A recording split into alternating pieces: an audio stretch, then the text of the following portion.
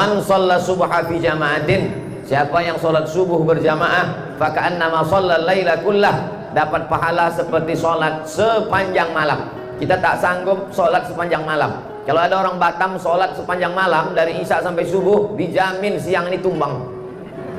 Karena kita ini memang manusia yang terbatas, tidurnya terbatas, tegak sholat lama terbatas, berzikir terbatas, makan yang tak ada batas.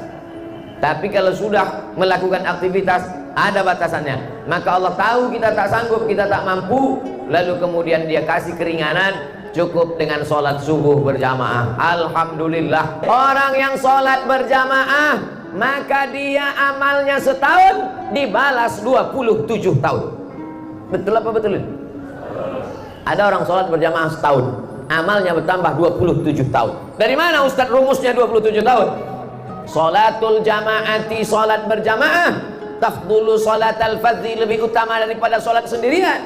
Bisa ba'in was isrina darajah, 27 derajat. Subuh 27, zuhur 27, asar 27, maghrib 27, isya 27. Selama setahun, maka bertambah umurnya berarti 27 tahun. Jadi kalau istiqomah dia tahun 2021 ini sholat berjamaah, bertambah umurnya 27 tahun. Bagaimana dengan orang Batam yang sudah istiqomah selama 10 tahun? Berarti umurnya bertambah 270 tahun. Terjawablah kenapa umat Nabi Muhammad SAW lebih dulu masuk surga daripada umat Nabi Musa, lebih dulu masuk surga daripada umat Nabi Isa. Mereka umurnya panjang, tapi lebih panjang lagi umur kita. Nabi Musa itu meninggal 120 tahun. Kita kalau istiqomah 10 tahun ini 270 tahun. Mana yang lebih panjang, umur umat Nabi Muhammad atau umat Nabi Musa? Umat Nabi Muhammad. Tapi syaratnya harus istiqomah. Kalau istiqomah setahun ini Pak Ustadz 270 tahun. 10 tahun 270 tahun. Lah agak-agak terlambat beberapa kali Pak Ustadz. Insya Allah kita carikan surat dispensasi maaf. Istighfar itulah maaf ya. Tak ada lain kecuali istighfar. Man lazimal istighfar, siapa yang memperbanyak istighfar, astaghfirullahaladzim, astaghfirullahaladzim, astaghfirullahaladzim, astaghfirullahaladzim alladzi la ilaha illa huwal hayyul qayyum wa atubu ilaih. Siapa yang memperbanyak istighfar, ja'alallahu lahu min kulli dhiqin makhraja, kesempitan hidupnya dikasih Allah kelapangan. Hidup ini ada orang hidupnya yang tak pernah sempit hidupnya. Sempit semua hidup orang. Dulu orang berpikir nanti kalau udah selesai kuliah ini tak sempit, makin sempit, tak dapat kerja. Nanti kalau udah dapat kerja ini makin sempit, belum menikah. Nanti kalau udah nikah ini mungkin lapang, makin sempit, tak dapat tunjangan. Nanti kalau sudah punya anak ini mungkin makin lapang, makin sempit. Orang merasa hidupnya sempit. Maka untuk menyelesaikan masalah ini, kata Nabi SAW, banyak-banyak beristighfar. Wa ja'alakum min kulli dhiqin makhraja. Setiap kesulitan hidupnya dikasih Allah Subhanahu wa ta'ala makhraja, solusi. Hidup ini tempat masalah, dunia ini tempat ujian. Jadi kalau ada orang heran, aku heran lah Pak Ustadz, kenapa lah hidup ini banyak kali ujiannya? Kau salah masuk tempat. Dunia ini tempat ujian. Jadi kalau ada orang mengeluh, kenapa hidup ini banyak kali ujiannya Pak Ustadz? Karena di sini tempat ujian. Kalau gitu aku masuk liang lahat aja lah Pak Ustadz. Memang tempat ujian lagi. Liang lahat itu tempat pertanyaan, man rabbuka, man imamuka, ma kitabuka. Dunia adalah tempat ujian, alam barzakh adalah tempat pertanyaan, akhirat adalah tempat titian siratal mustaqim. Maka puncak yang kita inginkan, tempat ketenangan adalah surga jannatul firdaus insyaallah. Amin. Kita sa'altumullah fas'alul firdaus. Kalau kalian minta surga, mintalah surga jannatul firdaus. Surga yang paling tinggi jannatul firdaus. Insyaallah yang di atas ini semua dapat surga jannatul firdaus. Mereka di atas ini tak apalah agaknya prestasinya. Bisa pula dia lebih tinggi dari kepala kita, bayangkan. Bapak Ibu yang dimuliakan Allah Subhanahu wa taala, tidak ada larangan masjid lantai 1, lantai 2, lantai 3. Seandainya masjid itu tidak boleh lantai 1, lantai 2, lantai 3, tak akan ada Masjidil Haram sampai 4 lantai ke atas, tak akan ada Masjid Istiqlal tinggi menjulang ke atas. Artinya mereka bukan tidak hormat, tidak sopan, tidak santun. Memang masjid ini sekarang ke atas, karena kalau ke samping mahal pembebasan tanah-tanah. Tapi masjid ini memang ke atas, ke depan perlu lantai atas. Lantai paling tinggi di atas tempat convention hall, lantai keduanya tempat orang pelatihan, pertemuan di atas, pelatihan. Supaya apa? Setiap tempat itu efektif. Jangan pernah berpikir cukup masjid sampai sekian. Tidak, ke depan masjid mesti lebih ramai. Kenapa? Karena orang berkumpul di masjid, manusia di kota paling besar kota, paling hebat kota, tapi jiwa orang kering kerontang. Maka untuk membangun jiwa manusia itu, untuk menyuburkan imannya, untuk memperkuat keyakinannya, maka solusinya adalah masjid. Di kantor dia stres, ditekan atasan, sampai di jalan sedang suntuk-suntuk, salah tengok rambu, kena tilang pula. Udah jelas-jelas di situ ada razia, tapi tak nampaknya, prit, kena. Di kantor ditekan atasan, di jalan pula kena razia, balik rumah pula anak menangis tak berhenti-berhenti. Di manalah dia mendapatkan ketenangan? Maka ketika terdengar suara azan maghrib, Allahu Akbar, Allahu Akbar, datang dia ke masjid, habis kena air wudhu, bersih kepalanya, tenang pikirannya, masuk dia ke masjid, beban berat hidupnya diadukannya kepada Allah. Allahu Akbar. Tak ada yang lebih besar daripada Allah. Besar masalahmu di kantor, mengadu kepada Allah yang maha besar. Besar masalahmu di rumah, ada Allah yang maha besar. Allahu Akbar. 2 kali dia katakan Allahu Akbar. Habis itu apa kata dia? Allahu Akbar kabira, walhamdulillahi katsira. Aku kemarin dipuji-puji orang, sekarang orang tak memuji lagi. Kemarin disanjung-sanjung orang, sekarang orang tak menyanjung lagi. Dulu kalau sambutan ketua masjid, sambutan kepala sekolah, disebut namanya. Sekarang sudah tidak sebut-sebut lagi. Orang yang gila pujian, ketika tak dipuji stres. Nama penyakitnya post power syndrome. Dulu kalau datang ke masjid disambut orang dengan tala'al badru alaina. Begitu sudah tak ada jabatan, ditengok orang pun tidak, ngerasa tak dihormati. Maka Allah mengatakan, jangan kau tersinggung. Allahu Akbar kabira, walhamdulillahi katsira. Yang layak dipuji-puji itu cuma Allah. Walhamdulillahi katsira. Dulu diagungkan orang, dulu disanjung orang, dulu dimuliakan orang. Wa subhanallahi bukratan wa asila. Makanya ketika itu dibaca, bergetar pintu-pintu langit, bergoncang malaikat di atas. Siapa yang mengatakan itu? Nabi Muhammad SAW. Ketika sahabat sedang sholat bersama Nabi, Allahu Akbar, ada sahabat di belakang membaca Allahu Akbar kabira, walhamdulillahi katsira, wa subhanallahi bukratan wa asila. Nabi tak pernah mengajarkan doa itu. Nabi mengajarkan Allahumma ba'id baini wa baina khataayaya kama ba'adta bainal masyriqi wal maghrib. Ya Allah, jauhkanlah antara aku dan dosa-dosaku sebagaimana jauhnya antara timur dan barat. Tiba-tiba selesai sholat, Nabi bertanya, manil qail? Siapa yang membaca doa tadi? Tak pernah doa itu kuajarkan, tak pernah doa itu kubacakan. Tiba-tiba ku dengar ada tadi makmum yang membaca Allahu Akbar kabira, walhamdulillahi katsira, wa subhanallahi bukratan wa asila. Siapa yang membaca? Sahabat pun angkat tangan. Aku ya Rasulullah. Gentleman, mengaku, tidak diam-diam, tidak hanya bersuara lalu menghilang. Aku yang membaca itu ya Rasulullah. Kata Nabi, Futihat Abu Sama, terbuka pintu-pintu langit karena doa yang kau baca. Hadis ini diriwayatkan oleh sahabat Nabi Abdullah bin Umar bin Khattab. Anak Umar bin Khattab, sejak mendengar doa itu, aku tak pernah meninggalkannya walau sekalipun. Allahu Akbar kabira, walhamdulillahi katsira, wa subhanallahi bukratan wa asila. Saya yakin 90% jamaah masjid ini bacaan iftitahnya Allahu Akbar kabira. Betul? Kita bacanya dari kecil, saking kan hafalnya sudah, tak ingat kita entah kapan kita bacanya. Lajunya kalah Valentino Rossi. Allahu Akbar kabira, selesai. Salat adalah perenungan, salat adalah khusyuk, salat adalah kesadaran bahwa kita sadar kita sedang berhadapan dengan Dia, bukan berhadapan dengan tiang, bukan berhadapan dengan dinding. Salat adalah kita berhadapan dengan Dia. Siapa Dia? Wajjahtu Dia, kuhadapkan wajahku. Aku bukan menghadap gubernur, aku bukan menghadap presiden, aku bukan menghadap menteri, aku menghadapkan kepada Dia yang menghidupkan gubernur, yang menciptakan presiden, yang mematikan pejabat-pejabat. Yuhyi wa yumit wa huwa ala kulli syai'in. Wajjahtu wajhiya lilladzi fatara as-samawati wal arda hanifan musliman wa ma ana minal musyrikin. Inna salati wa nusuki wa mahyaya wa mamati lillahi rabbil alamin. Kalau sudah kita serahkan semua urusan kita ke Pak Kades, insya Allah selamatlah KTP kita. Amin. Kalau sudah kita uruskan semuanya ke Pak RT, ke Pak RW, ke Pak Wali, insya Allah selamat. Kalau orang begitu yakin urusannya diurus dari mulai RT, RW, Kades, Kadus, Wali Kota, Gubernur, kenapa dia ragu kalau urusannya diserahnya kepada Allah Subhanahu wa ta'ala? Orang yang bingung dengan urusan dia, padahal udah diuruskannya kepada Allah. Orang yang bingung dengan urusan dunia, padahal udah diserahkannya kepada Allah. Sama seperti orang naik pesawat, dipeluknya kopernya. naik dia ke pesawat, dipeluknya kopernya kuat-kuat. Datang pramugari tanya, Pak, kopernya di atas aja. Enggak, aku takut jatuh. Apa pula kau takut kopernya jatuh? Kau aja pun belum tentu selamat sampai tujuan. Tapi kalau sudah kau ikatkan safety belt, sudah kau ikatkan, apa namanya kalau kita naik pesawat itu? Nah, ikat pinggang, seat belt. Kalau udah kita ikatkan seat belt, maka insya Allah selamatlah kita.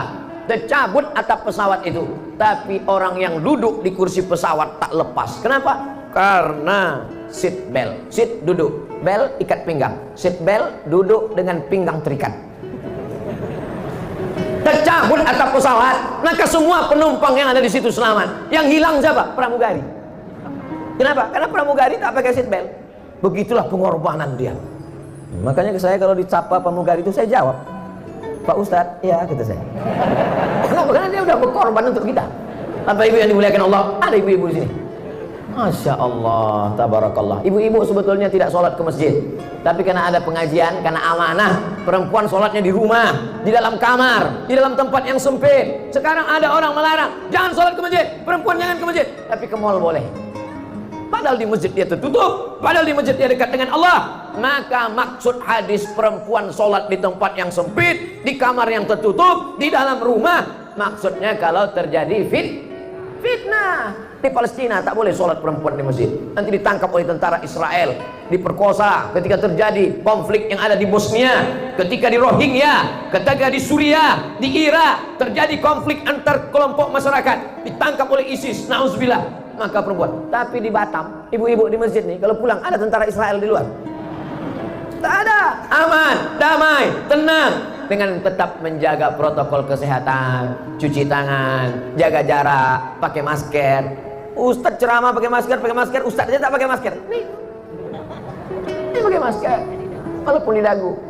Tak ada nanti orang mengejek-ejek, apa itu alus sholat ceramah tak pakai masker. Nih tak nampak pakai masker.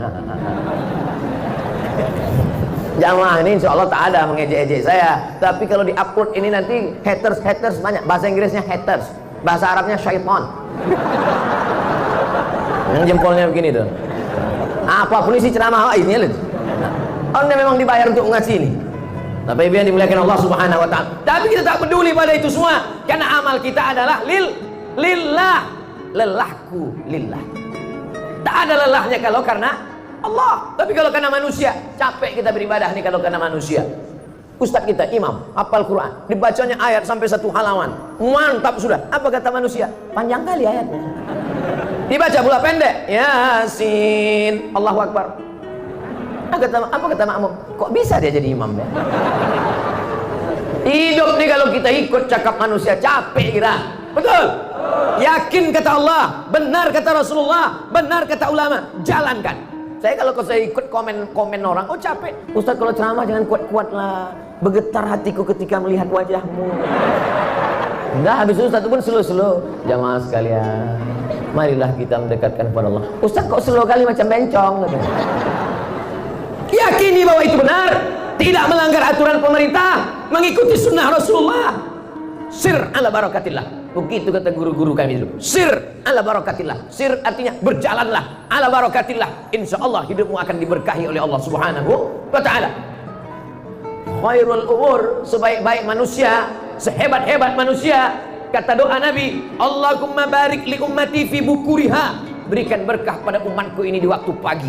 Bukur pagi, bukratan pagi, bukratan wa asila pagi dan petang. Wa subhanallahi bukratan wa asila pagi dan petang. Bukrah artinya pagi, bukrah besok pagi, bukur pagi, bukur pada waktu pagi.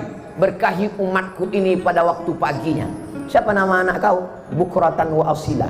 Kenapa begitu? Yang satu lahir pagi, satu lahir petang. Ya Allah, berkahi umatku ini pada waktu paginya. Artinya apa? Siapa yang bangunnya paling pagi, itulah hidupnya paling berkah.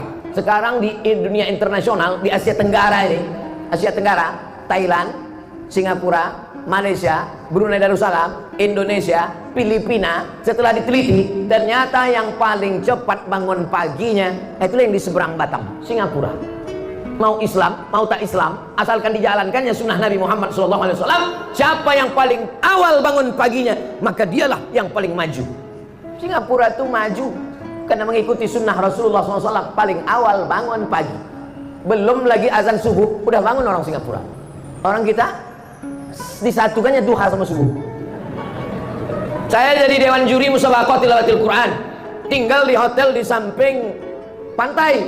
Sholatlah kami ke Masjid Agung, nama daerah tak usah sebutkan, menjaga kode etik jurnalistik. Sholat subuh dari hotel ke masjid, kiri kanan kedai kopi buka. Hebat, cepat betul kedai kopi ini buka. Belum azan masjid kedai kopi udah buka. Langsung tengok isi kedai kopi, ayah cincang-cincang lah. Yang minum kopi orang kita, yang punya kedai kopi, ketika dia kaya duitnya banyak marah. Ngapa ini? Padahal dia lebih awal bangun. Prinsipnya jangan sampai rezeki dipatok ayam. Orang kita udah dipatok ayam, terkam kucing, diambil tikus, habis. Apa pun tak dapat lagi. Padahal yang punya hadis siapa? Nabi Muhammad SAW. Manusia ini ciptaan Allah. Dunia ini punya Allah. Kalau mau maju ikuti aturan, apa pula aturan setan? Dunia punya Allah, manusia ciptaan Allah. Mau hidup ikuti aturan setan, maka kita ini adalah hamba Allah. Apa kitabnya? Al-Quran. Siapa contoh teladannya? Muhammad SAW. Siapa teknisinya? Kalau kita punya TV, kalau kita punya mesin, kalau kita punya barang, kita beli ke pabrik, ada juklaknya, ada katalognya. Apa katalog hidup ini? Quran. Siapa model contohnya? Nabi Muhammad. Nabi tak ada lagi sekarang. Lalu siapa kita ikut? Al-ulama warasatul anbiya. Ikuti para ulama. Ulama yang macam mana? Ulama yang takut kepada Allah Subhanahu wa taala. Karena kata Allah dalam Quran, innama yakhsyallaha, yang takut kepada Allah min ibadihil ulama. Ulama lah yang takut kepada Allah Subhanahu wa taala. Walaupun dia ahli fisika, walaupun dia ahli biologi, walaupun dia ahli matematika, kalau dalam hatinya takut kepada Allah, maka sesungguhnya dia ulama. Ulama artinya berilmu. Anak-anak kita mesti berilmu, tapi dengan ilmunya itu dia takut kepada Allah. Bukan dengan ilmunya itu dia buat pesawat canggih, tapi justru melupakan Allah. Dengan ilmunya itu dia buat TV mantap, tapi isinya melalaikan kepada Allah. Kemarin sore saya dikirim video tentang orang koma di rumah sakit. Menangislah suami sama anaknya, macam mana lah menyadarkan istriku ini biar supaya dia bangun dari komanya. Datang anaknya, papa, gimana caranya mama biar sadar ya? Gimana? Kita buatkan video TikTok. Karena dulu dia suka TikTok. Ini kalau kita buatkan video dia sadar. Itulah yang sekarang jadi tontonan orang. Bayangkan, mau menyadarkan dari koma pun mau dibuatkan TikTok. Nah, habis kiamat dari dunia. Lama saya menengok ini. Mau saya hempaskan handphone. Ingat saya banyak WA di dalam, tak jadi. Gimana cara menyelamatkannya ini? Kalau tidak kita bawa umat ini ke dalam masjid. Dari maghrib ke isya, jangan lagi ada TV, jangan lagi ada handphone. Tutup laptop, tutup shutdown komputer, masuk ke dalam masjid. Maghrib ke isya. Kita tiru pengajian, jadwal pengajian di Malaysia. Saya kalau ke Malaysia dulu sebelum Covid, setahun 2 kali itu pengajiannya di Malaysia tuh ngaji tak lama-lama, pendek aja, dari maghrib ke isya 45 menit. Habis itu sholat isya, selesai sholat isya, yang mau pulang silakan pulang, yang mau bertahan di masjid soal jawab ditulis di depan mereka, pakai mejanya tinggi, lalu ada tulisan bawah, Anda bertanya, Ustadz menjawab, number WhatsApp number, tulis semua. Jadi langsung dia tanya, tak banyak-banyak, pengajian pendek aja ngaji, yang lama makannya banyak. Setiap masjid ada dapurnya, dapur umum. Jadi masjid tidak membeli nasi. Jadi masjid tidak membeli nasi dari orang yang memasak nasi, tak ke masjid. Masjid dimasak oleh orang masjid. Nasi dimasak oleh orang masjid. Ketika memasak dia berwudu, ketika memasak dia bersolawat, ketika memasak kencingnya berbasuh, sehingga orang yang memakan itu ada rahmat dan barokahnya.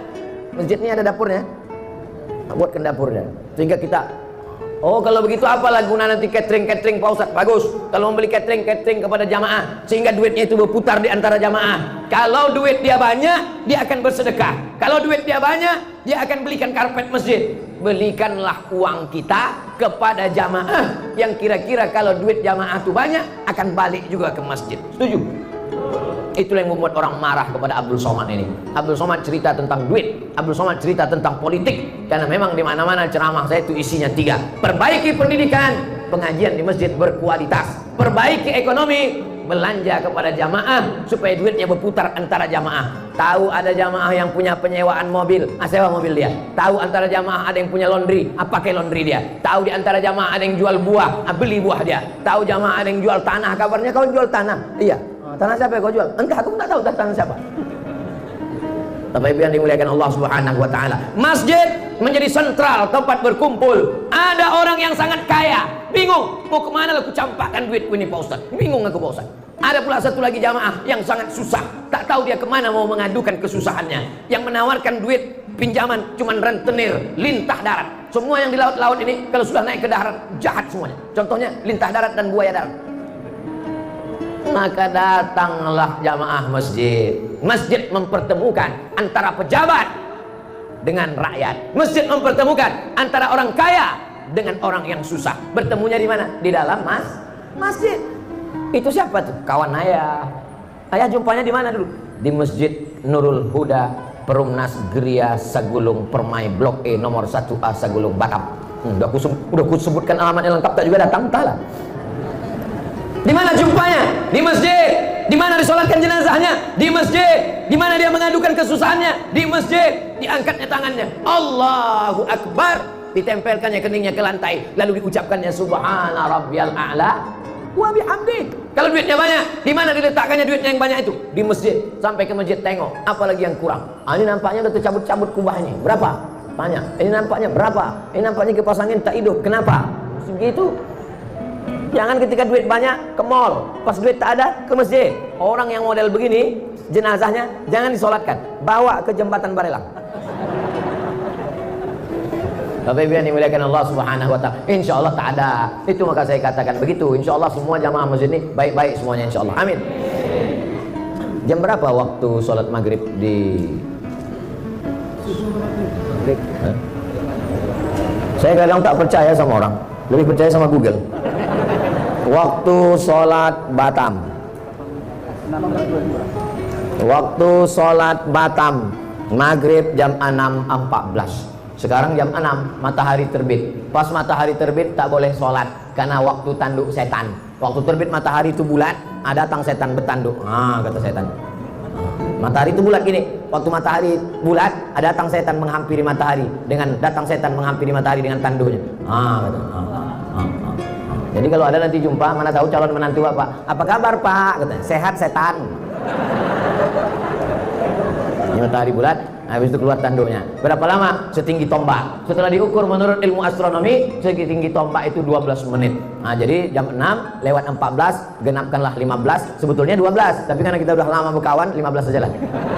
Pas jam 6.15 barulah boleh sholat sunat isyraq. Usolli sunnatal isyraq raka'ataini lillahi ta'ala. Jadi pengajian subuh itu kapan stopnya? Pengajian maghrib, dari maghrib ke isya 45 menit. Senin malam Selasa akidah, wujud, qidam, baqa, mukhalafatul awadis, qiyamu binafsihi, wadaniyah, qudrat, iradat, ilmun, hayat, sama, basar, kalam, tentang Allah, tentang malaikat, tentang azab kubur, tentang akhirat, tentang hisab, tentang Quran.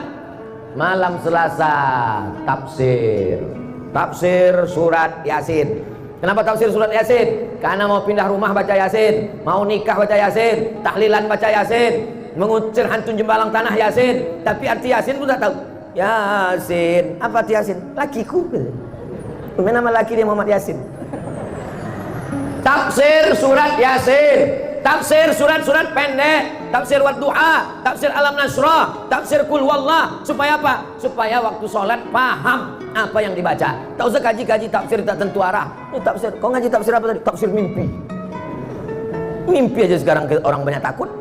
Mimpi aja dilaporkan ke polisi sekarang. 3. Hadis-hadis pendek, hadis arba'in. Itulah yang kita kaji. Streaming itu namanya pengajian matan arba'in Imam Nawawi namanya. Akidah udah, tafsir udah, hadis udah, apalagi fikih, belajar tentang halal, haram, makruh, mubah, syarat, rukun, wajib, sunat, sunat muakkad. Nanti sekali-sekali 6 bulan sekali baru datang Abdul Somad tablik akbar, pengajian umum. Tapi mesti ada pengajian khusus. Jangan anggap pengajian umum ini dianggap ilmu. Belum, ini bukan ilmu, ini hanya membangkitkan semangat. Pengajian khusus mesti ada. Undang imam tadi ke rumah. Pak Imam, ada yang mau kubicarakan 4 mata ini Pak Imam. Kata Pak Imam, jangan kan 4, 3 pun bisa. Apa mau kau kata? Apa bilang sekarang. Aku malu Pak Imam. Apa malu Bapak? Anakku yang SD itu sudah hafal 1 juz. 1 juz itu dia. Terus apa masalahnya? Setiap dia pulang sekolah, dia mau ngulangkan hafalannya. Terus aku belum bisa iqra. Jadi selama ini gimana Pak? Selama ini aku pura-pura nganggu aja lah. Jadi aku mau belajar baca Quran sama Pak Imam, tapi syaratnya kita berdua aja Pak Ustadz. Istriku sama anakku jangan tahu. Oke, belajar tahsin sama Pak Imam. Dari mulai Iqra 1, Iqra 2. Ini kalau anaknya nanya, Papa udah berapa? Papa udah 4. 4 juz Pak, jangan kau tanya-tanya. Maksudnya Iqra 4. Belajar baca Quran. Tidak ada batasan ilmu dalam Islam. Tidak ada itu S1 22, S2 25, S3 27. Itu aturan barat. Dalam Islam menuntut ilmu minal mahdi ilal lahdi. Sampai liang lahat, sampai orang mau mati di liang lahat pun ditalqinkan la ilaha illallah. Bahkan sudah mati pun talqin itu ada dua. Ada talqin ketika sakratul maut mau mati, ada talqin ketika sudah dikuburkan. Di Batam orang mati sudah dikubur masih ada baca talqin. Banyak yang tak menengok jenazah nampaknya nih. Nampaknya jenazah di Batam main hanyutkan aja. Masih dikubur kan? Dikubur. Setelah dikubur itu dibacakan talqin. Hai fulan bin fulan, kalau datang malaikat maut bertanya kepada engkau, man rabbuka, katakan Allah. Man nabiyuka, katakan Nabi Muhammad SAW. Ma imamuka, katakan Al-Quran. Ma kitabuka, katakan Al-Quran. Siapa saudaramu, katakan saudaraku orang-orang beriman. Kenapa lagi disampaikan itu padahal dia sudah mati meninggal dunia? Begitulah maknanya dua talqin itu. Pertama mendoakan dia, yang kedua ini jamaah hatinya sedang lembut karena tetangganya baru meninggal. Ini jamaah hatinya sedang lunak karena ayahnya baru mati, karena emaknya baru wafat. Mumpung hatinya sedang lembut, diceramahilah sama Ustaz. Jangan mengubur orang macam mengubur kucing. Gali tanah kubur dah. Tak didoakan sudah putus. Tak didoakan Pak, sudah putus. Kalaulah putus amal orang hidup kepada orang mati, ngapain ada sholat jenazah? Betul? Nanti kalau ada orang mengatakan jangan doakan, udah putus. Nanti kalau dia mati, tak usah sholatkan. Ditanya sama anaknya, nggak kita sholatkan, udah putus. Sedikit putus, sedikit putus. Itulah tausiah kita pada subuh ini. Sebelum jam 6.15 kita jawab pertanyaan-pertanyaan berikut. Assalamualaikum Ustaz Abdul Somad. Waalaikumsalam. Di akhir zaman umat Islam akan terpecah menjadi 73 golongan. Yang akan masuk surga hanya satu golongan. Golongan mana tuh Pak Ustaz? Golongan saya lah. Apakah kita berada di sini termasuk golongan itu Pak Ustaz? Udahlah kau bangun subuh, mandi kedinginan, jalan kaki ke Masjid Nurul Huda, pengajian, sholat subuh berjamaah, ragu pula masuk surga. Ada orang yang tak mandi wajib, tidak bersedekah, tidak sholat, yakin masuk surga. Kau udahlah mandi, bersunat, sholat, puasa, ragu pula masuk surga. Jadi sebetulnya apa yang membuat umat Islam ini ragu masuk surga? Man qala la ilaha illallah Muhammadur Rasulullah dakhalal jannah. Siapa yang mengatakan la ilaha illallah Muhammadur Rasulullah pasti masuk surga. Yakin apa tak yakin? Percaya atau tak percaya? Sataftariqu ummati ala iftaraqatil yahud ala 71 firqah. Yahudi terpecah 71 golongan. Iftaraqatin nasara ala 72 firqah. Nasrani terpecah 72 golongan. Iftaraqat ummati ala 73 firqah. Umatku terpecah 73 golongan. Yahudi 71, Nasrani 72, orang Islam 73. 71, 72, 73 ini bukan angka nominal, tapi angka jumlah menunjukkan bahwa perpecahan umat Islam lebih banyak daripada Yahudi dan Nasrani. Bukan angka nominal. Setelah dihitung-hitung ternyata Yahudi lebih dari 71, ternyata Nasrani lebih dari 72, ternyata umat Islam lebih dari 73. Adin, bang, abang sayang tak sama adik? Sayanglah Adinda. Siap abang nunggu adik semester 7, 1000 tahun kan ku nanti. 1000 tahun itu angka nominal atau makna kiasan? Kiasan. Ada pula ada orang Batam umur 1000 tahun, 40 aja bengek. Arti 1000 tahun itu artinya makna kiasan. Begitu juga dengan 71 Yahudi, 72 Nasrani, 73 Islam. Bukan angka nominal. Jangan nanti dihitungnya. Umat Islam 73, NU, Muhammadiyah, Persis, Nahdlatul Watan, Al-Wasliyah, FPI, GP Ansor, dihitungnya semua. Habis itu baru ditinggal. Mana yang masuk surga aja ya? Tengoknya. Oh, ini yang masuk surga. Kelompok apa nih? Sahabat UAS. Bukan begitu cara berpikirnya. Bahwa kita terpecah lebih banyak dari Yahudi, lebih banyak dari Nasrani, lebih banyak daripada Yahudi. Lalu kemudian mereka bertanya, lalu di antara yang banyak itu siapalah yang masuk surga itu ya Rasulullah? Apa kata Nabi? Ma ana alaihi wa ashabi. Orang yang mengikut aku dan seperti sahabat-sahabatku. Nabi sholat subuh, kita sholat subuh. Nabi memakmurkan masjid, kita makmurkan masjid. Nabi ahlus sunnah, Nabi berpegang kepada sunnah karena dia sumber sunnah, sunnah dari Allah. Kita mengamalkan sunnah. Nabi mengajarkan berjamaah, kita berjamaah. Maka kita adalah kelompok yang selamat karena ahlus sunnah wal jamaah. Jabariyah sesat, Syiah sesat, Khawarij sesat, Murji'ah sesat, Qadariyah sesat, Mu'tazilah sesat. Maka semua mesti kembali kepada akidah ahlus sunnah wal jamaah. Sunnah bangun waktu pagi, kita bangun. Sunnah jalan kaki ke masjid, kita datang. Sunnah sholat berjamaah. Sunnah berzikir habis sholat subuh sampai terbit matahari. Sunnah. Maka ikuti amalan-amalan sunnah, kau akan tahu mana yang sesat, mana yang tidak.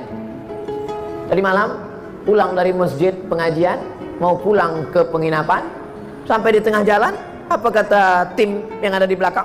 Oh, ini kita salah ini kita salah jalan, mestinya ke sana. Kenapa dia tahu ini salah jalan? Karena dia tahu jalan. Orang Pekanbaru yang ada di dalam itu tak tahu jalan, slow aja. Siapa itu? Abdul Somad.